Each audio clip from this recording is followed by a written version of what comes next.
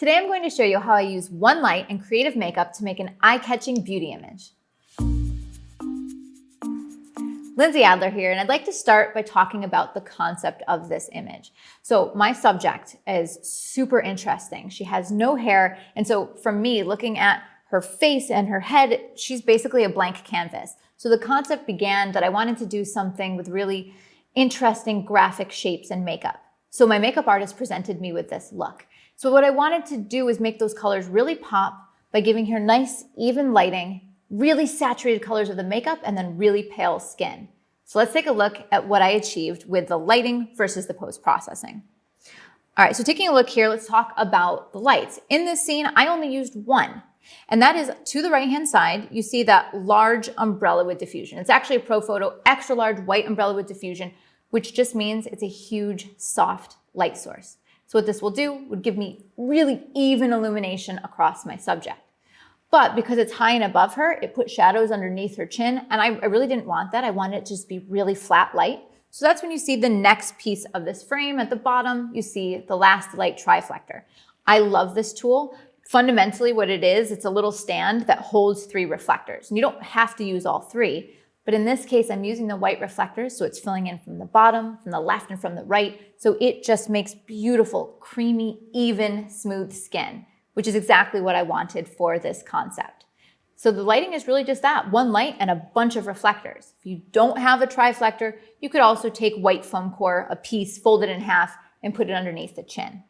Now let's talk about the camera. I'm using a Canon 5D Mark IV and the 180mm macro lens. I'm using the macro lens so I can get nice and close and tight and see all the detail, including basically all the detail in the eyelashes. My camera settings are 1/200th of a second, f11, so to have enough depth of field, even shooting at macro. Now let's pop over and I'll show you what I started with straight out of camera. So this is where I began. And if you see, the colors are saturated, but I don't think they really pop off the skin. The skin isn't a canvas for me. A canvas should be white, it should be clean. So this is straight out of camera, but I was shooting tethered. And as I was shooting tethered, I was also doing a little bit of color grading and a little bit of processing. So what I did is, this is the post-processing that I achieved before ever getting into Photoshop. This was actually done in Capture One. I decreased the saturation overall, and I pulled out a lot of the color in the reds and the yellows. So what that did is it gave me really pale skin. And also in those reds and yellows, I lightened them up a bit, which makes the skin even lighter. I like what this looks like, but it needed a little bit more contrast, and I wanted those colors to pop a little bit more.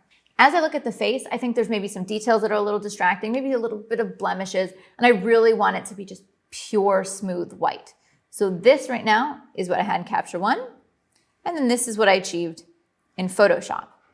You can see that I added a lot of contrast, because what it did is it allowed those colors to pop, and I think it made the file look a lot cleaner.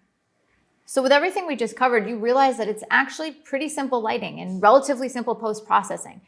But I had a concept to lead the way. Everything that I chose to do was driven by that concept of creating her face as a canvas and having those really graphic, saturated colors.